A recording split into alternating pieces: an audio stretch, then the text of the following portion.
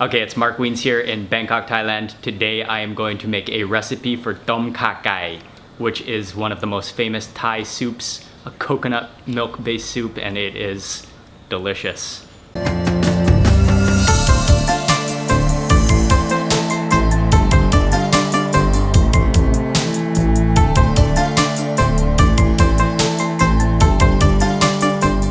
So for this Tom Kha Gai recipe, you're gonna need about 6 cups of coconut milk, 400 grams of chicken. I used 2 chicken breasts, 3 stalks of fresh lemongrass, about a thumb-sized chunk of galangal, about 6 to 10 kaffir lime leaves, 5 to 10 Thai chilies, a couple of limes.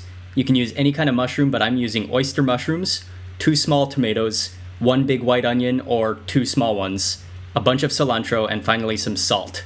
I am in Thailand, so I'm going to be using fresh coconut milk because it's easy to get here. But if you cannot get fresh coconut milk, and if you need to use a can of coconut milk, you can still do that. But sometimes coconut milk in a can is a little more thick and buttery than when it's fresh. So if you use a can of coconut milk, you need to sort of tone it down with some water. So maybe 1 can of coconut milk to 1 can of water. The first step is to take your galangal and cut off a good thumb-sized chunk of the root part of it.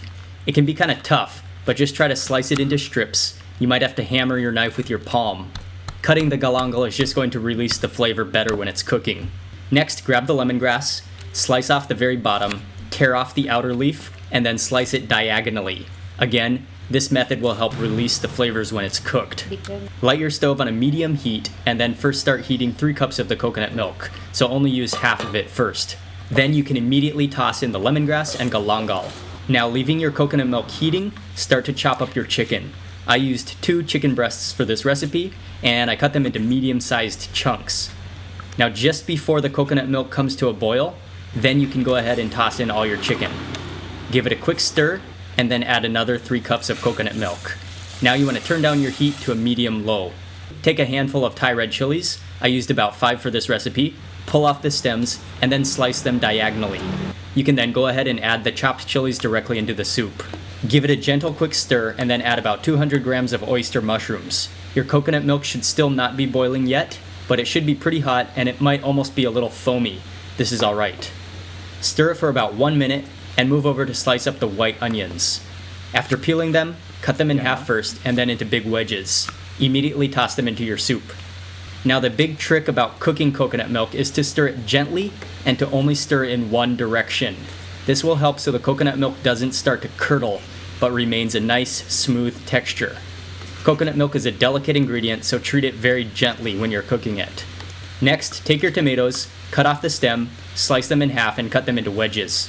Keep stirring your soup, and when you can see it's on the verge of boiling, go ahead and toss in the tomatoes.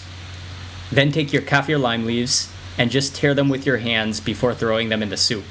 Cook for another few minutes, stirring occasionally until you can tell the chicken and mushrooms are fully cooked. You don't really want your soup to come to a full boil, so just stir it as it slow cooks, and you can turn down the heat if it starts to boil too much. Then add about half a teaspoon of salt to start with, and then you can always add more salt if you need it. Since the coconut milk is so delicate, you want to make sure it doesn't actually come boiling over too much. It can come to a slight boil, but you don't want it to really boil up for long. So you want to just keep an eye on it. Just keep stirring it really gently, and then just wait basically until your ingredients are all the way cooked through. As soon as you think the chicken and the mushrooms are done, you want to just turn off the heat because you don't want to overcook it.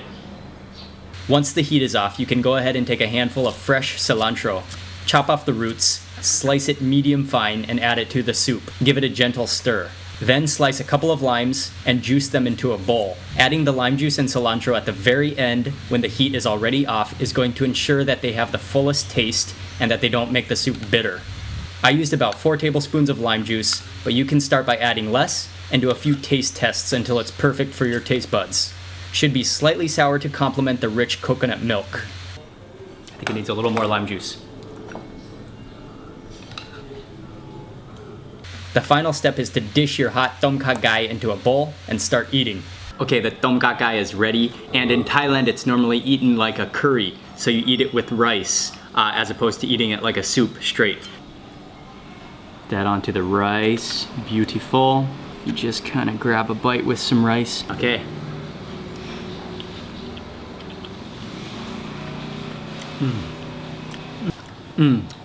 That is marvelous. Rich and creamy from that coconut milk. Has a nice little bit of a sour tinge from that lime juice. A good amount of heat from those chilies.